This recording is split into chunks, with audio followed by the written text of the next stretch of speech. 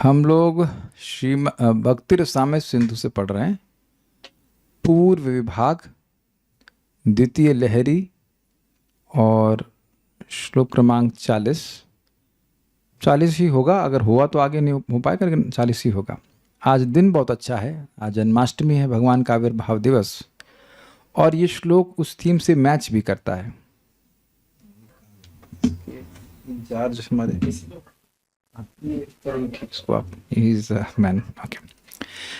कि भगवान क्यों, वैसे तो देखिए थीम क्या है, आप जानते हैं कि जो भगवान के भक्त हैं वो भक्ति से इतने सुखी हो जाते हैं कि वह मोक्ष की इच्छा नहीं करते हैं।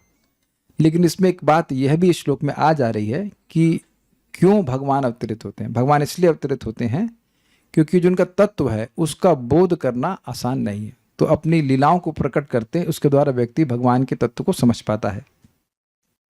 तो बात इस श्लोक में ये कह रहे हैं कि भगवान जब आके लीला करते हैं तो उस वो लीला कैसी है, वो अमृत के सागर के समान है। तो जो भगवान के शुद्ध भक्त हैं वो इस अमृत के सागर में गोता लगाने में ही लगे रहते हैं। वह इस जगत के जगत के सुख या मोक्ष या जगत के सुख की तरफ ध्यान नहीं देते। जब मोक्ष की तरफ ध्यान नहीं दे रहे हैं तो जगत के सुख की तरफ क्यों ध्यान देंगे? क्या मुद्दे? Is it okay? आप पीछे और ऑन कर सकते हैं अगर आप चाहें तो, लेकिन हम इसको पहले खूब जी भर के गाएंगे। ये है वेद स्तुति। वेद मूर्तिमान स्वरूप में भगवान की स्तुति जो किए हैं वह हम लोग गाएंगे। श्लोक तो ये पता नहीं अब कई सालों के बाद मिलेगा, लेकिन अब यहाँ मौका पड़ गया तो हम लोग सुनेंगे। 10.87.21 है, तो आप समझ सकते हैं कि काफ़ी समय लगेगा उसको, लेकिन वहाँ तक पहुँचने में अगर हम क्रम से पढ़ेंगे। लेकिन अभी हम लोग इसको यहाँ पे मिल गया है तो ये अब उसको छोड़ेंगे नहीं छोड़ेंगे नहीं। देखिए एक बात ध्यान रखिएगा कि हम लोग दुर्गम संगमनी टीका पढ़ रहे हैं शिला जीव गोस्वामी की, और भक्ति सार प्रदर्शनी पढ़ रहे हैं शिला विश्वनाथ चक्रवर्ती ठाकुर जी की। लेकिन इस पे भक्ति सार प्रदर्शनी वो सिमिलर टू दुर्गम संगमनी, तो हम थोड़ा लालच करके सारार्थ दर्शनी ले लिए हैं भागवतम से, जो कि चक्रवर्ती पाद की ही टीका है इसी श्लोक पे। कुछ समझ पा रहे हैं कि कंफ्यूज नहीं होना, हर बार ऐसा नहीं होगा, लेकिन ये श्लोक विशेष रूप से प्रिय है, इसलिए सारार्थ दर्शनी को नोट के रूप में रखा गया है। तो हम पहले गा लेते हैं, थोड़ा स्लो जाइएगा, सुन लीजिए। दुर्वगमात्मतत्व निगमायतवात तनुः, दुर्वगमात्मतत्व निगमायतवात तनुः, चरित महामृताब्धि परिवर्त परिश्रमणः, चरित महामृताब्धि परिवर्त परिश्रमणः, न परिलशन्ति केचिदपवर्गमपीश्वरते, न परिलशन्ति केचिदपवर्गमपीश्वरते, चरण सरोज हंस कुल संग विसृष्ट गृहा, चरण सरोज हंस कुल संग विसृष्ट गृहा। 3 लाइन एक तरह से और चौथी वाली थोड़ा डाउन। दुर्वगमात्मतत्व निगमायतवात तनो, दुर्वगमात्मतत्व निगमायतवात तनो, चरित महामृताब्धि परिवर्त परिश्रमणः, चरित महामृताब्धि परिवर्त परिश्रमणः, न परिलशन्ति केचिदपवर्गमपीश्वरते, न परिलशन्ति केचिदपवर्गमपीश्वरते, चरण सरोज हंस कुल संग विसृष्ट गृहा, चरण सरोज हंस कुल संग विसृष्ट गृहा, दुर्वगमात्मतत्व निगमायतवात तनो, दुर्वगमात्मतत्व त्वनिगमाय तवात्तनो चरित महामृताब्धि परिवर्त परिश्रमणः चरित महामृताब्धि परिवर्त परिश्रमणः न परिलशन्ति केचिदपवर्गमपीश्वरते न परिलशन्ति केचिदपवर्गमपीश्वरते चरण सरोज हंस कुल संग विसृष्ट गृहा चरण सरोज हंस कुल संग विसृष्ट गृहा दुर्वगमात्मतत्त्वनिगमाय तवात्तनो दुर्वगमात्मतत्त्वनिगमाय तवात्तनो चरितमहामृताब्धि परिवर्त परिश्रमणः चरित महामृताब्धि परिवर्त परिश्रमणः न परिलशन्ति केचिदपवर्गमपीश्वरते न परिलशन्ति केचिदपवर्गमपीश्वरते चरण सरोज हंस कुल संग विसृष्ट गृहा चरण सरोज हंस कुल संग विसृष्ट गृहा। सब लोग साथ में बोलिएगा। दुर्वगमात्मतत्त्वनिगमाय तवात्तनो चरित महामृताब्धि परिवर्त परिश्रमणः न परिलशन्ति केचिदपवर्गमपीश्वरते चरण सरोज हंस कुल संग विसृष्ट गृहा। अच्छा लगा श्लोक आप लोगों को गाने में? ऐसे और भी बहुत सारी स्तुतियाँ इसी तरह से गाई जाएंगी, लेकिन समय लगेगा उसको वहाँ तक पहुँचने में। वेद स्तुति भागवत 10.87.21 में उक्त है, ने वेदों ने कहा है, हे भगवान, भगवान विष्णु को कह रहे हैं, परमात्म तत्व का ज्ञान प्राप्त करना अत्यंत कठिन है। उसी का ज्ञान कराने के लिए आप विविध प्रकार के अवतार ग्रहण करते हैं, जैसे कि आज के दिन भगवान कृष्ण अवतरित हुए जन्माष्टमी में, और उनके द्वारा ऐसी लीला करते हैं जो अमृत के महासागर से भी मधुर हैं और मादक भी हैं। मादक मतलब नशीली, एडिक्टिव। जो लोग उसका सेवन करते हैं, उनकी सारी थकावट दूर हो जाती है और वे परमानंद में मग्न हो जाते हैं। अब देखिए, यद्यपि इस समय भक्त लोग परमानंद का अनुभव ना कर रहे हों, लेकिन थकावट दूर होने का अनुभव जरूर करते हैं, है ना?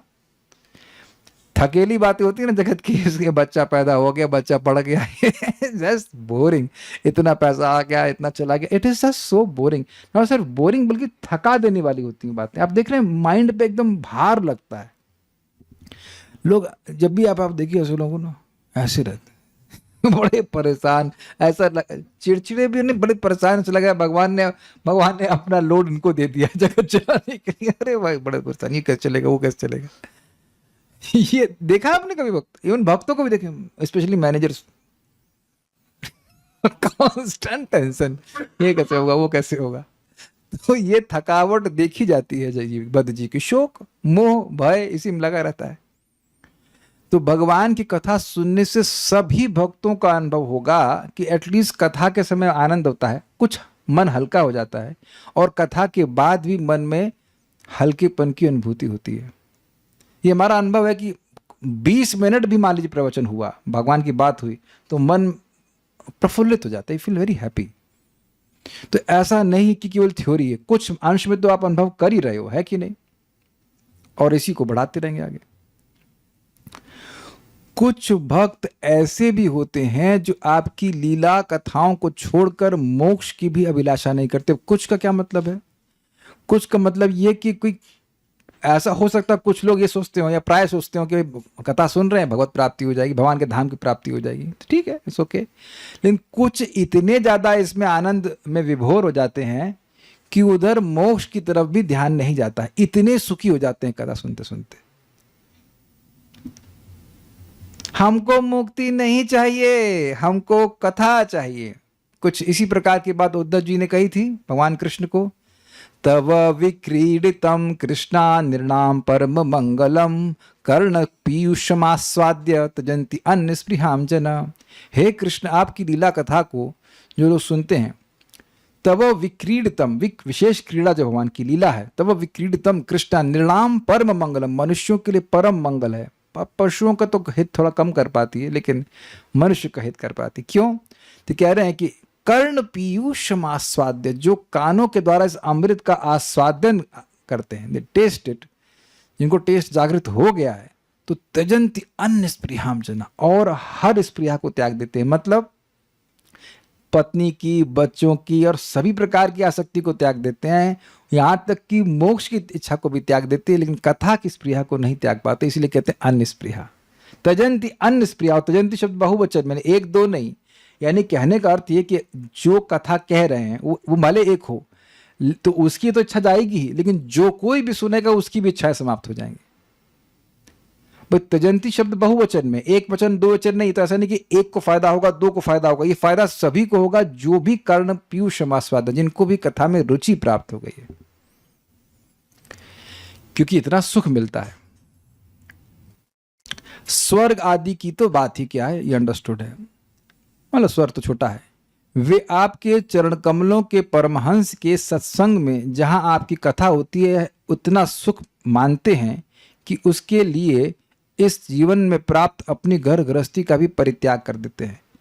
अब ये बात लोग कहेंगे भाई ऐसा तो नहीं कि सब लोग घर ही छोड़ दे रहे हैं। देखिए बात क्या है, घर गृहस्थी में जो आसक्ति है वो सबसे बड़ी प्रॉब्लम है, घर गृहस्थी प्रॉब्लम नहीं है।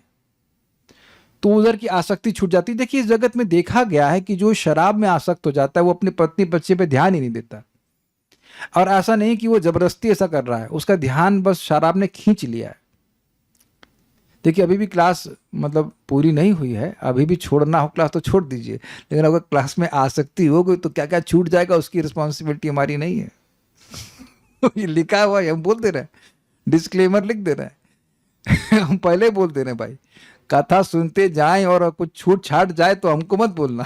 हम पहले बोल दे रहे हैं। ये लिखा है यहाँ पे, देखिए वेद बोल रहा है, हम नहीं बोल रहे, वेद बोल रहा है।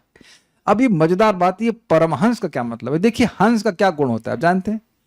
दूध दे देंगे उसको तो दूध ले लेगा और पानी छोड़ देगा।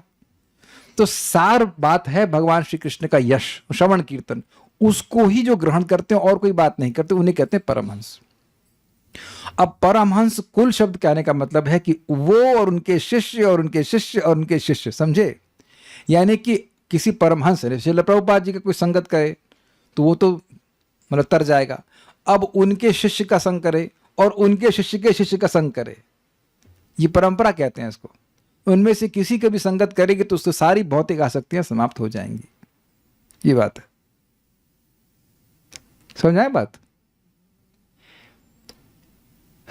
आपने कभी एक शब्द को कहते हैं ना, लेगेसी, समझते हैं? लेगेसी, लेगेसी मतलब परंपरा ही तो होता है ना। एक मान लीजिए किसी ने बिजनेस में स्थापित किया तो उसका बेटा उसको कैरी ऑन करता है, फिर उसका बेटा उसको कैरी ऑन करता है, तो कुल हो गया ना, कुल परंपरा ही सुना आपने। अब ये विद्या कुल परंपरा में प्राप्त हो रही है, तो इस श्लोक में कुल शब्द आया, तो कुल का मतलब केवल बेटा बेटी ही नहीं है भाई। जो हो सकता है कि बेटा बेटी इंटरेस्टेड ना हो, पता नहीं, लेकिन प्रभुपाद जी के तो बेटे कोई नहीं हो। सो प्रभुपाद जी के जो शिष्य हैं, मैं एग्जाम्पल प्रभुपाद कर ले रहा हूँ, प्रभुपाद परमहंस हैं, तो अब उनके शिष्य भी उन्हीं के प्रकार के हैं, तो अब वो भी भगवान की बात बोलेंगे, वो भी भगवान की कथा में आ सकते हैं, तो उनके जो शिष्य होंगे वो भी भगवान की कथा में आ सकते होंगे। तो ऐसा नहीं कि खाली परमहंस का संग करेंगे तभी व्यक्ति की भौतिक आसक्ति समाप्त होगी, उनके शिष्य के शिष्य के शिष्य के किसी से भी संगत हो जाएगी तो भौतिक जगत की आसक्ति समाप्त हो जाएगी और वो मोक्ष की स्पृहा भी नहीं करेंगे। Is it sinking? अब पहले अन्वय देख लेते हैं। ईश्वर, हे ईश्वर अर्थात भगवान विष्णु, दुर्वगम, दुर्वगम, गम मतलब होता है जाना, और दुर्वगम मतलब जहां पहुंचना कठिन है, इसलिए कह रहे हैं कठिनाई से जानने योग्य। भगवान का दुर्वगमम आत्म तत्व। आत्म तत्व मतलब भगवान कौन है, उनकी लीला क्या है, उनका नाम क्या है, रूप क्या है, गुण क्या है, ये सब को समझना दुर्वगम है, अर्थात कठिनाई से जानने योग्य, समझ में नहीं आता है। इसलिए निगमाय, देखिए क्या शब्द है, गम गम कॉमन दिख रहा है आपको, दुर्वगम और निगम। निगमाय अर्थात ज्ञान कराने के लिए, निगम वेद को भी कहते हैं जो ज्ञान देते हैं। तो बड़ा इंटरेस्टिंग है, जो चीज दुर्वगम है उसको निगम कराने के लिए, उसका ज्ञान कराने के लिए तब आत तनु, तब मतलब आपका, और आत मतलब स्वीकार करना, और तनु का मतलब होता है शरीर। आप शरीर धारण करने वाले आपके, मतलब आप इस जगत में इसलिए अवतीर्ण होते हैं, जन्माष्टमी इसलिए होती है, भगवान इसलिए आते हैं ताकि उनके तत्व को लोग समझ सकें। अगर भगवान नहीं आए तो ये हल्ला तो होता ही रहता है। एक्चुअली भगवान आते हैं तब भी हल्ला होता है कि भगवान निराकार है, तो भगवान नहीं आएंगे तो कितना हल्ला होगा। तो भगवान एकदम विलक्षण वस्तु है, इन द सेंस उनका नाम हो, चाहे रूप हो, चाहे गुण हो, चाहे लीला हो, वो सब भगवान से अभिन्न है, पूर्णतः अभिन्न है। ऐसा कौन व्यक्ति इस जगत में है? कोई भी नहीं है। तो भगवान की बात समझ में आती नहीं, लोग डुअलिटी में फंसे और भगवान है एब्सोल्यूट, तो भगवान को आकर के दिखाना पड़ेगा। कुछ समझ रहे हैं बात? लोगों भगवान है ही एकदम अलग ना, प्रकृति के परे हैं। तो अब जो सभी लोग प्रकृति के गुणों के अंतर्गत हैं वो भगवान की बात कैसे समझेंगे? तो इसलिए भगवान यहाँ पे आते हैं, अपने दिव्य वपु को प्रकट करते हैं ताकि लोग उनकी लीला आदि को समझें। और समझते कैसे हैं भाई? जब भगवान लीला करते हैं तो उसको लीला का गान करते हैं। जैसे भी हम लोग बोल रहे हैं, बातचीत कर रहे हैं, तो हम लोग भगवान के बारे में बात तभी ना करेंगे जब भगवान आगे कोई लीला करेंगे।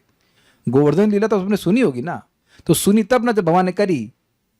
अगर भगवान कर ही ना रहे हो तो आपको लीला सुनाई कैसे पड़ेगी? Do make sense to you? तो अब वो लीला सुन सुन करके, उनके तत्व को सुन सुन करके व्यक्ति भगवान का बारे में समझ जाते हैं। तो इसलिए भगवान आप आते हो, ये बात बोल रहे हैं। अच्छा, फिर कहते हैं चरित महा अमृत अवधि, चरित्र रूपी अमृत के महासागर में परिवर्त गोते लगाने से, मतलब भगवान के भक्त भगवान के लीला कथा के अमृत में डुबकी भी नहीं कहना चाहिए। गोता मीन्स डाइव। डाइव का मतलब होता है कि अंदर चले गए और बाहर आते ही नहीं। समझिए बात। जो शुद्ध भक्त हैं उनकी कथा कभी बंद होती ही नहीं है। हम लोग तो अभी इंटर्नशिप कर रहे हैं, तो कथा बंद होती ही नहीं, क्योंकि आनंद बढ़ता जाता है। आप जानते हैं शौनक ऋषि बोलते हैं, वयम तु न वितृप्यामा उत्तम श्लोक विक्रमे यत शुण्वताम रसज्ञानाम स्वादु स्वादु पदे पदे। समझ में आ गया? अब इसकी व्याख्या नहीं कर रहा हूं, तो अंडरस्टूड है कि आप लोग अब इतने समझदार हैं कि समझ जाएंगे इस बात को। तो भक्त लोग इस लीला कथा के समुद्र में डूबते रहते हैं और परिश्रम समझते हैं आप, थकान, परिश्रम करने से थकान आ जाती, तो करे परिश्रमणा मतलब जिनकी सारी थकान दूर हो गई है, ये एक अर्थ है। मतलब भगवान की लीला कथा के आनंद में डूबने से, उनकी लीला कथा को खूब सुनते रहने से इस जगत में जीव की जो थकान है वो समाप्त हो गई। इसको बिल्कुल क्लियर समझ लीजिए कि जब हम लोग भक्ति में नहीं थे, जब भगवान की बात सुनने को नहीं मिलती थी और रेगुलरली नहीं मिलती थी या कभी भी नहीं मिलती थी, तो कितनी थकान थी। ये करना है, ये प्राप्त करके सुखी हो जाऊंगा, वो करूंगा, ये परिश्रम, वहाँ परिश्रम। कह दीजिए एक व्यक्ति की दम हो हाथ खड़ा कर दे कि उसके जीवन में ऐसी थकान नहीं थी। और अगर नहीं भी थी तो माता पिता थकान देने के लिए जरूरी थे। अरे भैया कुछ करो, कुछ भी करो, लेकिन कुछ तो करो। It make sense, is it not? क्या कर रहे हो? कुछ कर नहीं रहे हो। तो आप देख रहे हैं कि थक जाता है व्यक्ति सुनते सुनते, और थक जाता है, पक जाता है, कुछ कर नहीं रहा हूँ, कुछ नहीं कर रहा हूँ, इत्यादि इत्यादि। और जब करने लगता है तो थकान का अनुभव करता है जीव, क्योंकि सुख तो कहीं मिल नहीं रहा है। तो उस थकान से वह निवृत्त क्यों हो जाते हैं? कि भगवान की लीला कथा को सुनते हैं। फिर तथा ते चरण सरोज हंस कुल संग, चरण सरोज तो स्पष्ट समझ में आ रहा है, आपके चरण कमलों में हंस के समान रहने वाले भक्तों के संग से। एक और इंटरेस्टिंग बात है, हंस कुल संग। हंसों के संग की बात नहीं कर रहे हैं। कोई महान भक्त हैं, उनकी संगत प्राप्त हो जाए और मोक्ष की इच्छा भी समाप्त हो जाए और सुख मिल जाए, वो तो कहना ही क्या। हंस कुल मतलब उनकी शिष्य प्रशिष्य परंपरा। ये समझ पा रहे हैं बात? जैसे कि व्यासदेव, सिंपल, ब्रह्मा जी परमहंस हैं, उनके शिष्य हैं नारद जी, नारद जी से व्यासदेव, व्यासदेव से सुखदेव गोस्वामी, सुखदेव गोस्वामी से कौन आगे कोई भी जो भी हो, हाँ सुत गोस्वामी, सुत गोस्वामी से आगे जो परंपरा बनी हो। तो पॉइंट ये है कि मुझे अब याद नहीं आ रहा सुत गोस्वामी के बाद कौन था, लेकिन है परंपरा गीता में लिखी हुई है। तो अब उनमें से किसी भी कड़ी से आप सुनते हो, चाहे सूत गोस्वामी से सुनिए, चाहे सुखदेव गोस्वामी से सुनिए, चाहे व्यासदेव से सुनिए, चाहे नारद जी से सुनिए, चाहे ब्रह्मा जी से सुनिए, चाहे कहीं से भी सुनिए, तो इनमें से किसी से भी आप सुनते हैं तो आप भगवान की कथा के संपर्क में आ जाओगे, आनंद में डूबने लग जाएंगे। ये बात है। Is it okay? ये लिमिटेड नहीं कि एक शुद्ध भक्त ही बोलेंगे तभी ऐसा होगा। तो उसके संग से विसृष्ट गृहा, गृहस्थी का त्याग किए हुए, केचित अपवर्गम अपि न परिलषन्ति, कोई जन मोक्ष भी नहीं चाहते। देखिए स्वाभाविक सी बात है कि जो सभी लोग कथा सुन रहे हैं सभी लोग गृहस्थी को नहीं त्यागेंगे। भाई अच्छा लगेगा नहीं, सब लोग गृहस्थी को नहीं त्यागेंगे, लेकिन कुछ ऐसे हैं जिनको इतना सुख मिल जाए कि गृहस्थी त्याग देंगे। अब इसके बहुत सारे मीनिंग हो सकते हैं। एक ही हो सकता है कि गृहस्थी की आसक्ति त्याग दें, एटलीस्ट इंटरेस्ट समाप्त कर दें। व्यासदेव भी तो गृहस्थी में है, तो ऐसा तो नहीं है कि वो अब मतलब अपनी पत्नी को छोड़ दिए, लेकिन उनकी शिव जी बड़े अच्छे से गृहस्थी त्यागे हैं, ना घर बांधे हैं ना कुछ किए हैं, बरगद के पेड़ के नीचे, बरगद ही है ना, बरगद के नीचे, बरगद के पेड़ के नीचे बैठकर उसका वो जो गम निकलता है, गम समझते हैं, वाइट दूध से निकलता है, उससे अपनी जटाजूट बांध ली है। कोई मेंटेनेंस ही नहीं ना उनको तो बाल छिलाने के लिए नाई के पास भी जाना नहीं है, और दुर्गा जी को ही बैठा करके कथा कर रहे हैं। तो ये गृहस्थी, ये अच्छा ये बताइए वेदवाद ने इसको गृहस्थी कहते हैं? माइक बताइए, ये गृहस्थी के पेड़ के नीचे बैठा रहना, हाँ नहीं, तो ये गृहस्थी है या नहीं है? Not amazing? कौन ऐसा कोई ब्रह्मचारी भी ना कर पाएगा, ऐसा है कि नहीं? इट्स अमेजिंग नहीं हाउ शिवजी इज डूइंग, क्योंकि इतने उन्मत्त रहते, उन्मत्त जस्ट इंटॉक्सिकेटेड भगवान का नाम बोलने में और कथा बोलने में।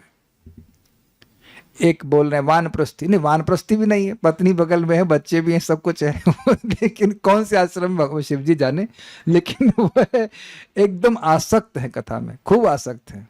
ये बात है। इससे हमको बहुत अच्छी एक प्रेरणा मिल रही कि अपने को केवल कथा का सेवन करते जाना है, कथा का सेवन करते जाइए, कथा का सेवन करने जाइए, वो अपना काम करके ही मानेगी, सारी आसक्ति छुड़ा के ही मानेगी। ये बात है। तो कुछ श्लोक समझ में आ रहा ना? ठीक है, इसीलिए भगवान आते हैं। दुर्वगमात्म तत्व निगमाय तवात तनु, जो आपका आत्म तत्व है, जो आपकी लीला नाम रूप गुण का तत्व है, वह दुर्वगम भौतिक जगत के लोगों को समझ में बिल्कुल नहीं आता, इसलिए निगमाय उसका ज्ञान कराने के लिए तव आत तनु, आप ये दिव्य स्वरूप प्रकट करते हैं। चरित महामृताब्धि परिवर्त परिश्रमण, आपके चरित्र रूपी महाअमृत के सागर में गोते लगाने से भगवान आपके भक्त परिश्रमणा मतलब इस जगत की सारी थकान को भूल जाते हैं। न परिलशंति केचिदपवर्गमपीश्वरते, हे ईश्वर आपके कुछ भक्त तो उनमें से जो कहा, जो सुन रहे हैं आपकी कथा को, वो तो अपवर्ग की भी इच्छा नहीं करते। अपवर्ग मतलब मोक्ष की भी इच्छा नहीं करते। थोड़ा इसको समझाना पड़ेगा, ये अपवर्ग क्या होता है। देखिए हिंदी में क वर्ग प वर्ग ऐसे करके बहुत होते हैं ना, तो प वर्ग में क्या होता है? प फ ब भ म। प मतलब परिश्रम, प के बाद आया फ, इतना परिश्रम कि भ मतलब फेन आ जाए मुंह से, है कि नहीं? प फ और उसके बाद ब मतलब व्यर्थता। ऐसा भी नहीं कि उस फेन निकलने से, परिश्रम करने से कुछ फायदा होगा, तो व्यर्थ। प फ ब और भय होता है, क्योंकि जो कुछ भी प्राप्त किया है वो सब छूट जाएगा और अंत तो गत्वा मृत्यु। तो ये सब कहाँ के सिम्टम है? इस भौतिक जगत के हैं। पवर्ग तो अपवर्ग मतलब जहां ये सब नहीं है। क्लियर? यानी मोक्ष। तो कह रहे हैं मोक्ष को भी नहीं चाहते हैं। और चरण सरोज हंस कुल संग विसृष्ट गृहा, चरण सरोज आपके चरण कमलों में जो हंसों का कुल है। ये इंटरेस्टिंग है कि हंस जो है वो अकेले नहीं घूमते हैं, मतलब साथ में पूरा झुंड रहता है, उसमें कौवे नहीं रहते। समझे? कौवों को इनवाइट करेंगे कह तो पहचान भी ली जाएंगे कौवा है। आप देखेंगे जहाँ कथा हो रही है तो जो हंस स्वरूप भक्त है वो आएंगे, और जो कौवा है वो काव काव करते कहीं और चले जाएगा। नहीं यहाँ तो कथा है तो है ना, कोई रुचि नहीं आती। ये हंस शब्द जो है प्रथम स्कंद में भी आया, नारद जी बहुत सुंदर शब्द इसमें कहते हैं, शांति शिक्षा करके श्लोक है अनिबेस। तो हंस कुल मतलब हंसों का समूह, हंस हंसनी, माता जी भी हंसनी हो सकती है, हंसनी, they are interested in Krishna consciousness. हंस उनके बच्चे या उनके शिष्य, ये सारा एक कुल है, एक समाज है। उनकी संग करने से विशिष्ट ग्रह अर्थात घर गृहस्थी की आसक्ति को वह त्याग देते हैं, लेकिन कथा को नहीं त्याग पाते और संगति को नहीं त्याग पाते। ओके, दुर्गम संगमनी। हे प्रभु, आपका आत्म तत्व समझना अत्यंत कठिन है, क्योंकि आपके स्वरूप गुण और लीलाओं का सत्य ब्रह्मानंद के आच्छादन से ढका रहता है। ये क्या मतलब? आप जानते हैं कि इस समय सूर्य देवता भी हैं, सूर्य का गोला भी है और सूर्य की रोशनी है। तो सूर्य के देवता तो तनिष्क प्रभु आप देखे होंगे, नहीं देखे? चलिए समझ में आ गया आपको मेरी बात। क्यों नहीं देखे? दिखते ही नहीं है। कल्याण प्रभु, क्या ये सही कह रहे हैं कि दिखते ही नहीं है? माइक बताइए, क्या सूर्य देवता दिखते ही नहीं है? बोलिए। हरे कृष्ण प्रभु, इस इंद्रियों से नहीं दिखते हैं। तो अगर यस, वेदवादी बिल्कुल सही कह रही हैं, क्योंकि वह इतना अधिक प्रकाश प्रस्तुत करते हैं इसलिए नहीं देख पाते। क्या आपको ऐसा कभी अनुभव नहीं हुआ है कि रात्रि में बुलेट का जनरल लाइट बहुत तेज होती है, तो बुलेट को चला रहा है, इतनी तेज प्रकाश रखता है कि आपको वो दिखता ही नहीं है। अरे बुलेट की बात छोड़ दीजिए, कभी कभी ये ट्रैक्टर वाले होते हैं, वो एक लाइट चलाते हैं, they want to conserve electricity. दो में से एक लाइट इतनी जोर से जल रही होती है कि आपको ट्रैक्टर दिखता ही नहीं है। ये बहुत बार देखा गया है। तो इस तरह से ये नहीं है कि वो है नहीं, उनका रूप है, लेकिन उतना प्रकाश है सूर्य का कि व्यक्ति देख नहीं पा रहा, ये बात है। तो ब्रह्मज्योति इतनी प्रकाशमान है कि इसके परे भगवान है, ये ब्रह्मज्ञानियों को भी नहीं पता चलता है। ये तुम लोग सुनते आए ना कई बार।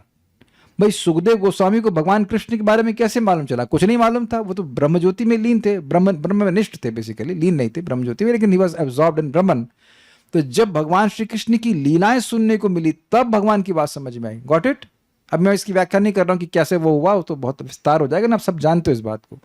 तो जो ब्रह्मानुभवी लोग हैं उनको भी भगवान का तत्व समझ में नहीं आता। अगर तत्व में समझ में आता तो भगवान के प्रति आकर्षित हो जाते, जैसे कि चार कुमार, सब लोग सुनते आए हैं। चार कुमार को जब भगवान की भजन का सुख की अनुभूति हुई तो वो ब्रह्मानंद को छोड़ दिए। तो कहने का मतलब है कि आपकी जो लीला कथा है, जो लीला है, जो स्वरूप है, वो गुण है, वो सब ब्रह्मानंद से ढका हुआ, इसलिए समझ में नहीं आता। नाम प्रकाश सर्वस्य योग माया समावृता इत्यादि। उस सत्य का प्रसार करने के लिए ही आपने इस भौतिक जगत में अपना दिव्य आध्यात्मिक स्वरूप धारण किया है। भगवान वास्तविक रूप से कैसे हैं, उनकी लीला कैसा है, उनका नाम कैसा है, उनके गुण कैसा है, यह सब प्रकट करने के लिए भगवान इस जगत में अवतरित होते हैं।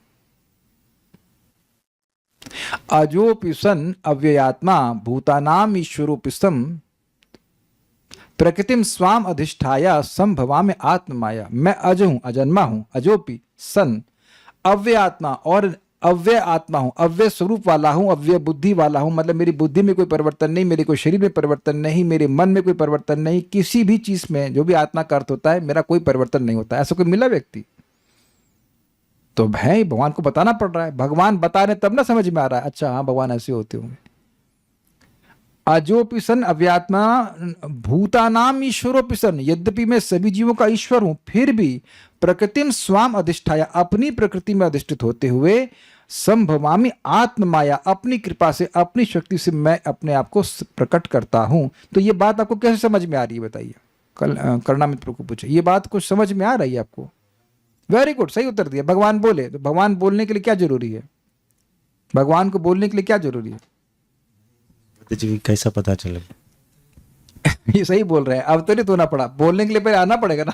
बोलने के अगर आएंगे ही नहीं तो बोलेंगे कैसे? वैसे मैं इस क्लास में प्रकट हुआ हूं तब ना बोल रहा हूं। अगर मैं निराकार रहता, जैसे कि मैं 10:25 पे था तो आप लोग कुछ सुन रहे थे, तो मैं यहां प्रकट होकर कुछ बोल रहा हूं तब ना बात समझ में आ रही है। अगर भगवान वहीं वैकुंठ में रहते तो यहाँ तो कुछ किसी को कुछ पता नहीं चलता, इसलिए भगवान आकर प्रकट बता रहे हैं। समझ में आई बात? ठीक है। आपका चरित्र नहीं होना चाहिए, चरित्र होना चाहिए। देखिए, चरित्र और चरित्र में अंतर है। चरित्र मीन्स नाम, रूप, गुण, लीला, एवरीथिंग, और चरित्र मीन्स कैरेक्टर। तो चरित्र शब्द संस्कृत का शब्द चरित्र, थोड़ा सा मिस्टेक है यहाँ पे। आपका चरित्र ही महाअमृत का समुद्र है। मतलब कोई नाम के संपर्क में आए, कोई गुण के संपर्क में आए या लीला के संपर्क में आए, भगवान के बारे में कुछ भी बात हो रही तो वह अमृतमयी है, ये कहते हैं। संसार, अब ये बड़ा मजेदार है, संसार सागर में जो लोग बारंबार गोता लगाते लगाते थक जाते हैं फिर जन्म, फिर मृत्यु, फिर नौकरी, फिर पढ़ाई, फिर ये, और वो भी उसमें कुत्ता बिल्ली भी बन जाते हैं, कितना थकान होती है। वे लोग आपके चरितामृत समुद्र में गोता लगाकर संसार के परिश्रम को भी दूर कर देते हैं। समझ में आ गया? भगवान की भक्ति करते हैं, खूब सुख मिलता है, और संसार का परिश्रम का जो दुख है वो नष्ट। देखिए, एक इंटरेस्टिंग बात है। संसार कहाँ होता है? हृदय के अंदर, भोग की वासना। आप ये देख लीजिएगा कि जब किसी की कोई इच्छा होती है तभी वो उसके लिए परिश्रम करता है, और ये जब ये ना बिल्कुल प्रकट दिखने लगता है तो बड़ी दया आती है कि ये व्यक्ति को उसकी जो भोग की वासना है, एक पर्टिकुलर भोग की वासना, लिटरली नाक में नकेल डालकर खींच के लेके जा रही है कि नहीं? जैसे भक्त लोग देखो कितनी सारी वासनाओं से मुक्त हो गए हैं, तो उधर आप लोग को कोई परिश्रम नहीं करना पड़ता है। और अद्भुत बात यह भी है कि उस वासना की पूर्ति से व्यक्ति सुखी भी नहीं होता, केवल थकता है। ही बिकम्स ड्रेन्ड। इसमें जो मैं समझ नहीं रहा हूं कि मुझे कुछ व्याख्या करनी पड़ेगी, सबको अनुभव भी होगा। आपने अपने जीवन में कभी ना कभी कोई एस्पिरेशन, कोई लालसा, भौतिक लालसा लेकर कर्म किया है, और रिजल्ट क्या था? ठन ठन गोपाल, कुछ भी नहीं मिला, है कि नहीं? कितना परिश्रम करते, पता नहीं आप में से कितने लोग ने आईआईटी की तैयारी करी है। अरे बहुत परिश्रम भाई। जब मैं लखनऊ गया था, मेरे को बता रहा था, तो माता जी बोल रही थी, शैली शुक्ला माता जी, अच्छा यहाँ से वहाँ कोचिंग करने जाते थे, 20 kilometre every day, up down up down, zoom पे भी नहीं पढ़ाते थे वो लोग तो सुनता ही नहीं। जस्ट सी, एक इच्छा थी तब ना, इसलिए मेहनत कर रहा था। और भी आप सब जानते हैं, कोई भी इच्छा अगर भौतिक आएगी तो उसकी प्राप्ति के लिए व्यक्ति को फिर प्रयास करना पड़ेगा, और उसका अंत कुछ नहीं मिलना, केवल थकेगा वो। तो संसार के परिश्रम को भी दूर कर देते हैं, they give up all desires. अच्छा, फिर कहते हैं कोई कोई विरले व्यक्तिगण मोक्ष को भी नहीं चाहते हैं। मतलब इन्हीं के बैच में से जो भगवान की कथा सुन रहे हैं, ऐसे ऐसे कोई महान महात्मा निकल जाते हैं जो इतने सुखी हो जाते हैं कथा सुनते सुनते कि वो मोक्ष को भी नहीं चाहते। वे लोग किस प्रकार के होते हैं? तो कहते हैं वे आपके चरण कमलों के हंस गण अर्थात भागवत परमहंस नामक व्यक्तियों के शिष्य उपशिष्यों के संग से घर को छोड़ देते हैं। संग मतलब संग मतलब संग का मतलब होता है आसक्ति, अटैचमेंट।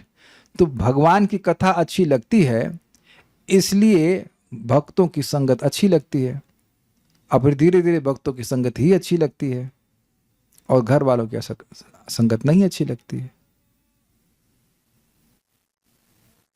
ये होता है, और इसको आप लोग अनुभव कर भी रहेंगे। इस क्लास के बाद घर वालों से आप कुछ बात करेंगे भी तो कुछ मजा नहीं आता। There is nothing really astonishing, exciting, है ना? सिम्टम्स आ रहे हैं, अब आपका निर्णय है कि क्या करना चाहते हैं, बढ़ाना चाहते हैं कि। अब एक बड़ी इंटरेस्टिंग बात है, उनके मत यानी दर्शन में जो अभी प्रवृत्त ही हुए हैं वे भी घर छोड़ देते हैं। मतलब जो अभी थोड़ा थोड़ा सुनना शुरू किए वह भी कथा में आसक्त हो जाते हैं तो अब जो खूब ज्यादा सुनेगा उसका क्या होगा रे सोच लीजिए, मौका है अभी भी। अगर घर गृहस्थी अच्छी लग रही है तो वहीं जाइए, कोई दिक्कत नहीं। जैसे शिला रूप गोस्वामी कहते हैं, भाई देखो अगर तुमको अभी भी घर गृहस्थी में प्रेम बढ़ाना है तो ये कौन सा केशी घाट, इज इट नॉट केशी घाट, नहीं जाना, और गोविंद को मत देखना।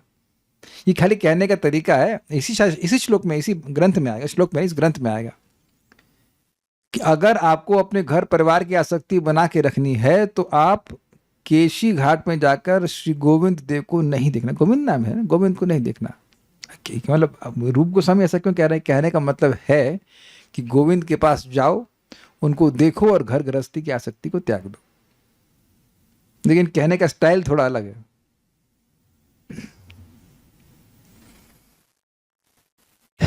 वे परमहंस व उनके शिष्य उपशिष्य घर गृहस्थी का परित्याग कर देते हैं, इसकी तो बात ही क्या। ये समझे बात?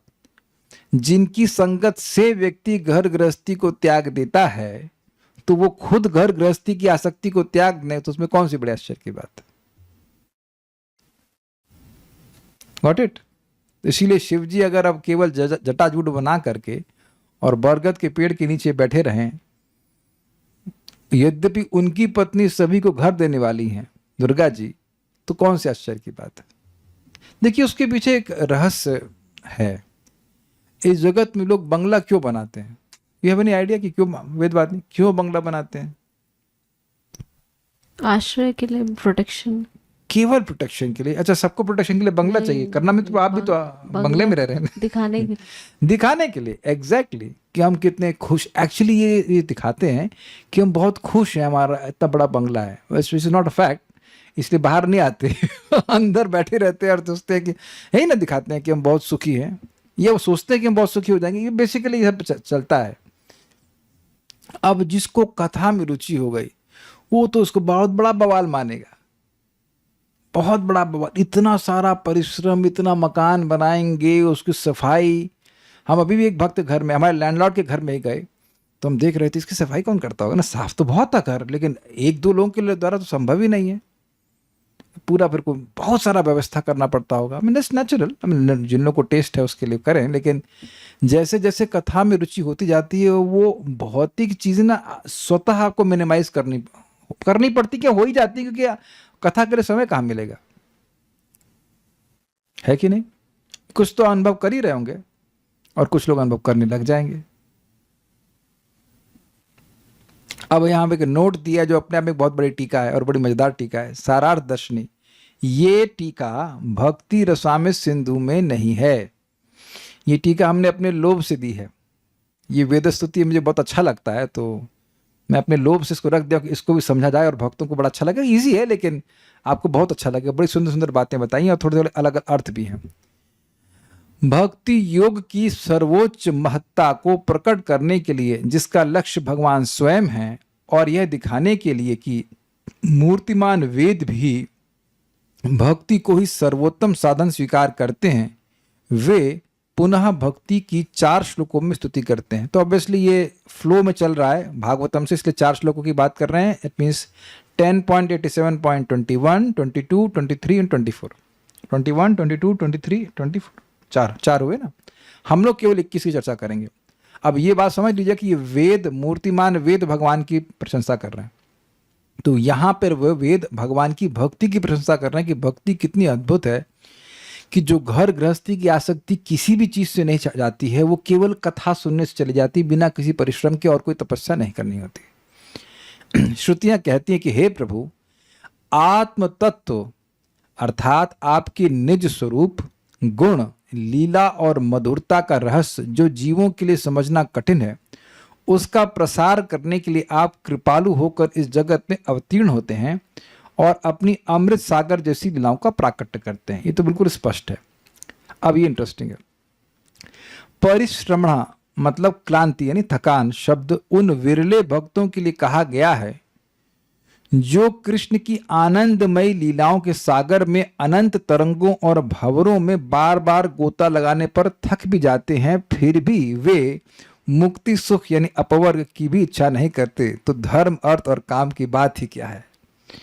देखिए, एक अर्थ आपने जो पहले सुना था वो ये था कि भगवान के भक्त भगवान की अमृतमय कथा के अमृतमय सागर में गोता लगा के जगत की थकान को भूल जाते हैं। लेकिन यहाँ दूसरा अर्थ है, क्या है ना, कि भक्त जो है वो एक रिप्रेजेंटेड फोटो है। भगवान की कथा को सुन रहे हैं, तो सुनते सुनते शायद थक भी जाते हैं। ये तो थकान तो देखी होगी आप, देखिए कथा में आते ही सोना शुरू थकान होती है ना, कान सुनने में थकान होती है। तो आप देख रहे हैं कि मैं से बोल रहा हूं तो बोलने में एनर्जी नहीं लगती है। कभी आप ट्राई कीजिएगा कि 1 घंटा नॉन स्टॉप बोलिए, थकान तो हो जाती है, दैट्स नेचुरल। इसीलिए हम एनर्जी बूस्टिंग दवा लेते रहते हैं। मैं एक बार तरुण कृष्ण बोला चाहे स्टेरॉइड लेना पड़ेगा, मैं कहा था कि एनर्जी चाहिए, स्टेरॉइड लेना नहीं पड़ा, लेकिन हम जस्ट सेइंग कि एनर्जी चाहिए होती है बोलने के लिए। तो कह रहे हैं कि परिश्रमणा, भगवान के भक्त समुद्र में गोता लगा रहे हैं। तो समुद्र में गोता लगाने में मेहनत नहीं होती है, मेहनत है, और वो उस मेहनत को करते करते थक जाते हैं, लेकिन मोक्ष नहीं चाहते। भाई मोक्ष में कोई थकान नहीं है, कुछ करना ही नहीं है। आप जाकर के टंग जाइए ब्रह्म ज्योति में तो वहां कुछ करना नहीं, ना कथा बोलनी, ना सुनना है, ना कुछ करना है।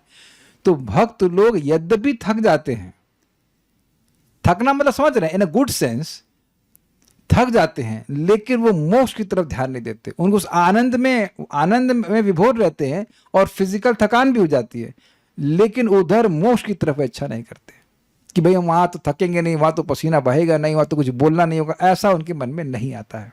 उसको अभी और समझाते हैं। अपितु उनकी वही थकान उनके लिए सुख बन जाती है।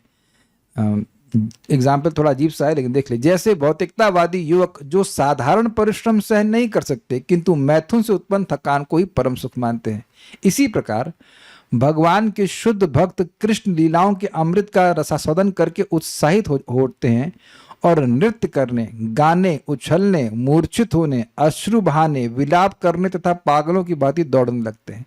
और इन सब में पसीना आता है, लेकिन हृदय में उल्लास, हृदय में आनंद बढ़ता है। कभी पता नहीं किसी भक्त का अनुभव है कि नहीं, रथ यात्रा होती है और अगर अच्छे कीर्तनिया हैं तो आप घंटों नृत्य करोगे और आपके टांग दर्द करने लग जाएगा।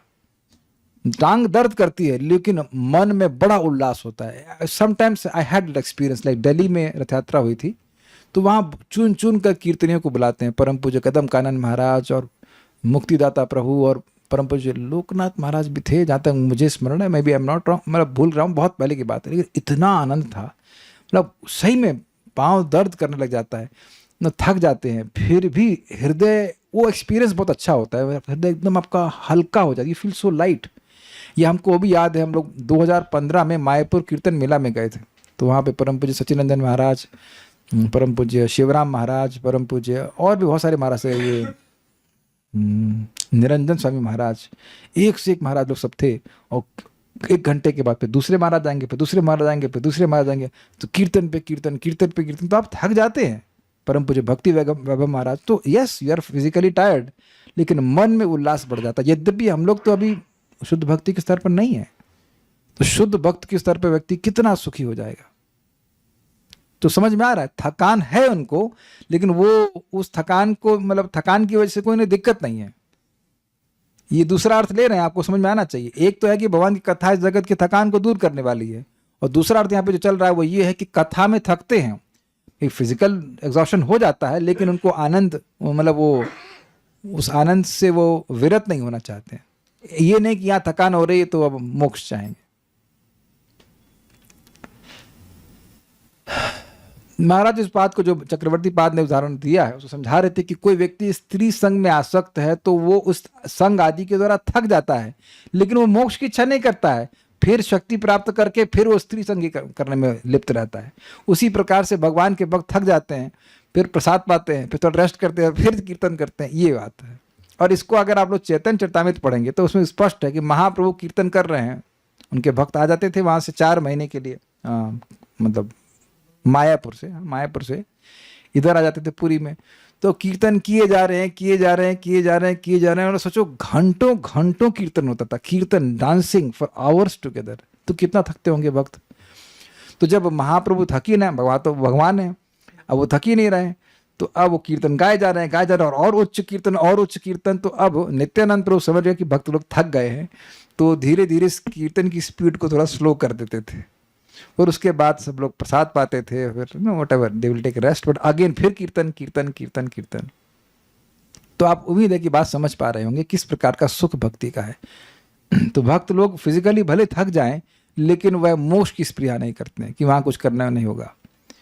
परमानंद में डूबे हुए वे किसी शारीरिक कष्ट का अनुभव नहीं करते। वास्तव में वे ब्रह्मानंद को उतना ही तुच्छ मानते हैं जितना कोई पशु घास चबाकर आनंद अनुभव करता है। देखिए कितनी सुखी है गाय। अब ये एग्जाम्पल क्यों दे रहे हैं? देखिए बात यही है, जिसके हृदय में भगवान के प्रति प्रेम होता है उसके लिए क्या होता है, जारी आगे तृण तुल्य चारि पुरुषार्थ, उसके लिए 4 प्रकार के पुरुषार्थ, धर्म अर्थ काम और मोक्ष तृण के समान होता है। तो तृण कौन चरता है? पशु। तो उनके लिए ये जो धर्म अर्थ काम मोक्ष है, इसका आस्वादन करने वाले लोग कैसे हैं? पशु के समान।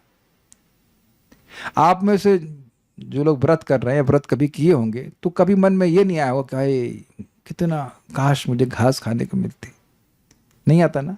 तो इसी अर्थ में कह रहे हैं कि जो भगवान के भक्त हैं वो मोक्ष को भी तृण के समान मानते हैं। इस संबंध में कोटेशन देते हैं, श्रीधर स्वामी भी कहते हैं, मेरे पीछे बोलिए, त्वत्कथामृत पाथोधौ विहरन्तो महामुदः, त्वत्कथामृतपाथोधौ विहरन्तो महामुदः, कुर्वन्ति कृतिनः केचित् चतुर्वर्गं तृणोपमम्, कुर्वन्ति कृतनः केचित् चतुर्वर्गं तृणोपमम्। पढ़िए। वे विरले भाग्यशाली भक्त जो आनंद पूर्वक आपकी लीलामृत सागर में रमण करते हैं, धर्म अर्थ काम और मोक्ष इन 4 पुरुषार्थों को घास के तिनके के समान नगण्य मानते हैं। एक बात बड़ी सीखनी होगी कि भगवान की कथा सुनने से आप श्रीमद् भागवत में भी कहीं कहीं श्रुतिफल के रूप में कुछ धर्म अर्थ या उसके प्रलोभन देख सकते हैं, लेकिन वो भक्तों के लिए नहीं है, वो अभक्तों के लिए है जो इन चीज़ों को चाहते हैं और इनके लिए वो कथा सुनते हैं। तो कम से कम कथा का संपर्क होगा, आगे जा करके वो भगवान के भक्त बन जाएंगे। भक्तों को बिल्कुल क्लियर होना चाहिए कि कथा सुन रहे हैं ताकि कथा में आसक्ति और बढ़े। बस ये तो बात समझ में आ रही होगी, क्लियर है? ठीक है। श्रुतियां भगवान से प्राप्त होने वाले आनंद का कारण भी स्पष्ट करती हैं। हंस स्वरूप सज्जन वैष्णव की संगति से जो सदैव आपके चरण कमल की सेवा का अमृत रसास्वादन करते रहते हैं, भक्त इतना तल्लीन हो जाता है कि अपनी पत्नी और परिवार के प्रति भी उसका आकर्षण मिट जाता है। स्पष्ट है, इतना वो कह रहे हैं कि इतना सुख मिलता है कि उस इन सब चीज़ों के प्रति वह अनमनस्क हो जाता है। अब अगर पत्नी भी कथा सुनने लग जाए तब अच्छी बात है। देखिए तब पत्नी से बच्चों से जो प्रेम होगा वो क्या होगा? कृष्ण सेंट्रिक। बड़ा सुंदर बात कहाँ सुन रहा था मैं, श्रीमान सार्वभौम प्रभु समझा रहे थे कि एक भक्त ये जानता है कि पत्नी बच्चे आदि मुझे भगवान ने दिए हैं भगवान की भक्ति करने के लिए, नॉट टू एंजॉय देम। ये यहाँ भगवान की सेवा के लिए। ऑब्वियसली शुड बी हेल्पिंग, और नहीं हेल्पिंग तो फिर अनमनस्क हो जाएगा। अब देखो बात मैं थोड़ा उदाहरण अजीब से दे रहा हूं। मान लो कोई शराब पी रहा है और पत्नी नहीं पी रही है तो वो पत्नी से अनमनस्क हो जा रहा है। लेकिन अगर पत्नी भी पी रही तो दोनों मिलके पी रहे हैं अच्छा ये बताइए कि आजकल के समाज में ऐसा नहीं होता है कि बच्चा भी पी रहा है, लड़की भी पी रही है, लड़का भी पी रहा है, और बाप भी पी रहा है, और माँ भी पी रही है, होल फैमिली। तो अब वो सब आसक्त हो गए ना, क्योंकि शराब में आसक्त है। क्षमा कीजिएगा ऐसा उदाहरण दे रहा हूं, लेकिन बात समझाने के लिए कि अगर बच्चा भी कीर्तन में आ सकता है और पत्नी भी आ सकते हैं और पति भी आ सकता है, तब तो आसक्ति बनी रहेगी ना। लेकिन वो कथा सेंट्रिक है। लेकिन अब पत्नी बच्चे अपने में मस्त हैं और उनको कथा से कोई मतलब नहीं, तो स्वाभाविक सी बात है कि अनमनस्क हो जाएंगे। Got it?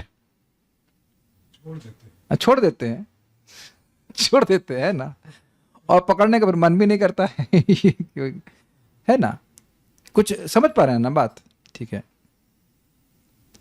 उपनिषदों और श्रुतियों में अनेक मंत्र भक्ति की मुक्ति पर श्रेष्ठता को का घोष करते हैं। मतलब जो भक्ति है वो कैसे मुक्ति से श्रेष्ठ है। नरसिंह पूर्व तापने उपनिषद में कहता है, यम सर्वे वेदा नमन्ति मुमुक्षुवो ब्रह्मवादिनश्च, यानी जिन भगवान को सभी वेद सभी मुक्ति की अभिलाषा रखने वाले और ब्रह्मवादी नमस्कार करते हैं। तो अब अगर ब्रह्मवादियों को भगवान से कोई प्रयोजन नहीं होता तो वो भगवान से को नमस्कार क्यों कर रहे होते? समझा गई बात? यानी कि भगवान ब्रह्मवादियों के लिए भी आकर्षक हैं।